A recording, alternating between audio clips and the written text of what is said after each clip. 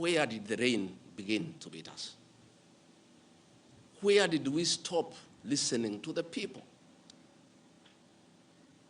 President William Ruto and I were the darling of the Kenyan people by listening to them, by engaging them.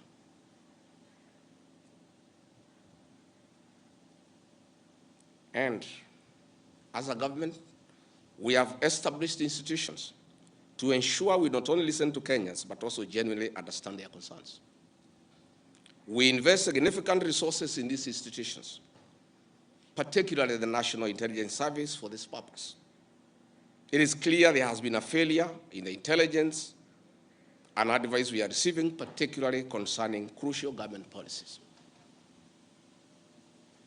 The President of the Republic of Kenya today has admitted that it has come to his attention that the people of Kenya did not want anything to do with the Finance Bill 2024.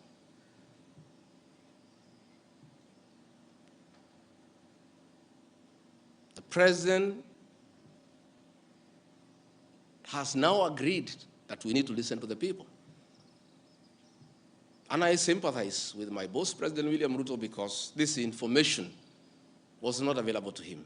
I know President William Ruto.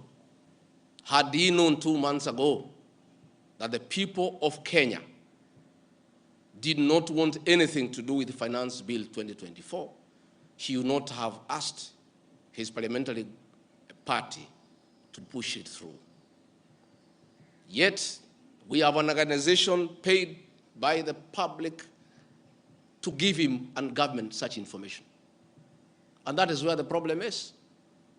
We have a dysfunctional National Intelligence Service that has exposed the president, the government, and the people of Kenya. Had the National Intelligence Service briefed the president 2 months ago about how the people of Kenya feel about the Finance Bill 2024, so many Kenyans would not have died. Property would not have been destroyed. Offices would not have been touched. There would have been no mayhem. But they slept on the job.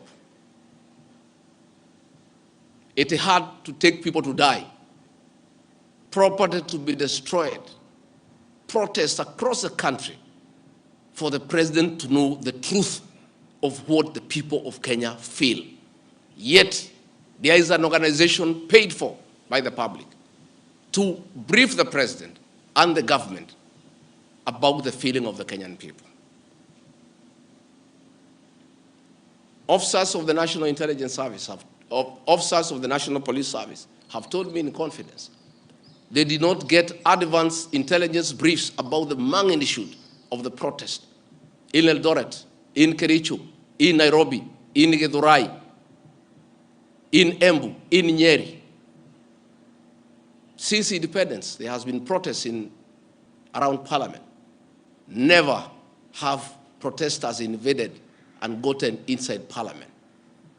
Senior officers have told me in confidence they did not have an advance intelligence brief about the intensity of the protest so that they prepare in advance. The National Intelligence Service slept on the job. And the problem is simple. The Director General of the National Intelligence Service, Nuruddin Haji, was a junior officer in the National Intelligence Service before he was appointed as DPP. When he was appointed to the office of the Director General, because of inferiority complex, he chased away all the people who were senior to him when he was in the service, therefore crippling the capacity of that service and making it dysfunctional. 3 directors were chased away and reassigned to desk jobs in ministries across government.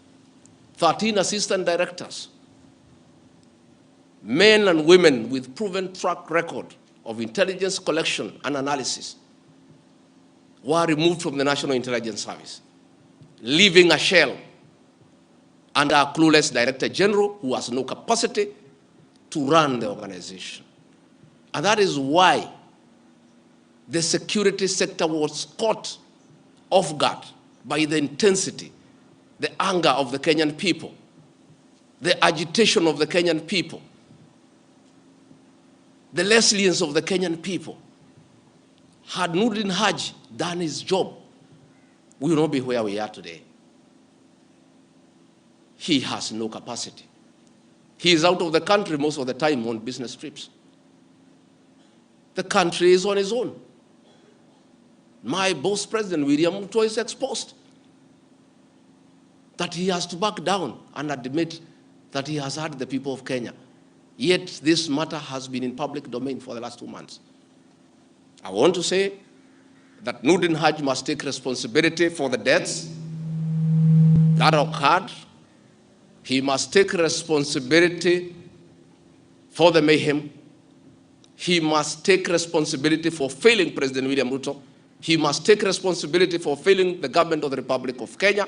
He must take responsibility for failing the Kenyan nation by not doing his job and advising correctly. And he must do the honorable thing, not just take responsibility, but resign from that office and allow the president to pick a competent director general. I want to request President William Ruto to consider, as a matter of urgency, to recall the 3 directors who are removed from the service and the 13 assistant directors to come and help reconstruct the service and get sanity back to the National Intelligence Service to serve the president, the government, and the people of Kenya. President William Ruto deserves better. He deserves a director general who knows what he's doing. He deserves a National Intelligence Service that is effective and that can analyze situations and keep him and the government informed on what is going on. It is embarrassing to me as Deputy President that it has taken protests, deaths, mayhem, destruction for the president to know the truth. Yet there is an organization charged with that responsibility. I have publicly stated that under this administration, Kenyans are free to criticize the government without fear of reprisal and state agencies. This was a promise made by both the president and I when we were sworn in. I want to call upon overzealous heads of security agencies not to be tempted to use the criminal justice system to manage politics. Let us manage politics the conventional way, through reaching out, consensus, and concurrence. I am informed that members of parliament who voted no have already been targeted by the National Intelligence Service for harassment for their political stand. This is a promise the president and I